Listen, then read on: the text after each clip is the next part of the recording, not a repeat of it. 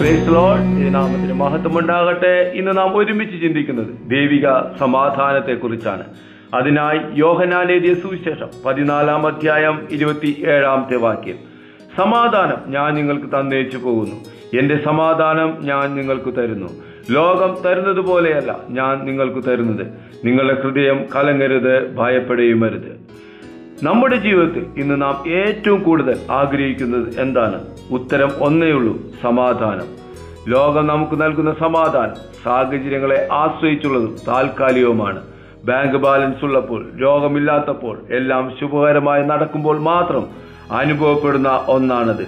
എന്നാൽ യേശു വാഗ്ദാനം ചെയ്യുന്നത് എന്റെ സമാധാനം എന്നാണ്. ലോകത്തിന് തരാൻ കഴിയാത്ത, ലോകത്തിന് എടുത്തു മാറ്റാൻ കഴിയാത്ത ദൈവിക സമാധാനം. എന്താണ് ഈ സമാധാനത്തിന്റെ പ്രത്യേകത? കൊടുങ്കാറ്റിന്റെ നടുവിലും ശാന്തമായിരിക്കാൻ കഴിയുന്ന ഒന്നാണിത്. പൗലോസ് അപ്പോസ്തലൻ പറഞ്ഞതുപോലെ സകല ബുദ്ധിയും കഴിയുന്ന ദൈവിക സമാധാനം. പൗലോസും ശീലാസും ജയിലിൽ അടക്കപ്പെട്ടു, കൈകാലുകൾ ബന്ധിക്കപ്പെട്ടു, വേദനയിലും ഇരുട്ടിലുമായിരുന്നു. എന്നാൽ അർദ്ധരാത്രി അവർ കരഞ്ഞില്ല, പരാതി പറഞ്ഞില്ല, അവർ ദൈവത്തെ പാടി സ്തുതിച്ചു. സാഹചര്യം ജയിലിലായിരുന്നു, എന്നാൽ ഹൃദയം സമാധാനത്തിൽ നിറഞ്ഞിരുന്നു. അതാണ് ദൈവം തരുന്ന സമാധാനത്തിന്റെ ആഴം. നമ്മുടെ ഹൃദയം ഇന്ന് എന്തിനെയോർത്ത് കലങ്ങുന്നുണ്ടോ? നാളെക്കുറിച്ചുള്ള ആദി, തകർന്നുപോയ ബന്ധങ്ങൾ, സാമ്പത്തിക ഭാരങ്ങൾ, ഇവയുടെ നടുവിൽ കർത്താവ് ഇന്ന് നമ്മോട് പറയുന്നു, നിന്റെ ഹൃദയം കലങ്ങരുത്, ഭയപ്പെടുകയുമരുത്. യഥാർത്ഥ സമാധാനം വരുന്നത് പ്രശ്നങ്ങൾ ഇല്ലാതാവുമ്പോഴല്ല, മറിച്ച് സമാധാനപ്രദുവായ യേശു നമ്മുടെ ജീവിതത്തിന്റെ പടകിൽ കൂടെ ഉള്ളപ്പോഴാണ്. ഇന്നത്തെ ഈ പകൽക്കാലം നമുക്ക് പൂർണ്ണമായി ദൈവകരങ്ങളിൽ ഏൽപ്പിക്കാം.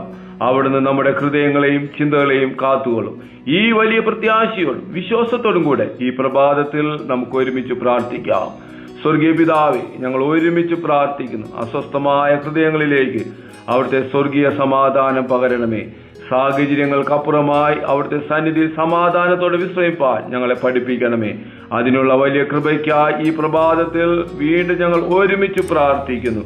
അനുഗ്രഹമാക്കുന്ന ദൈവകൃപയ്ക്കായി സ്തോത്രം. യേശുവിൻ നാമത്തിൽ തന്നെ ആമേൻ. God bless you.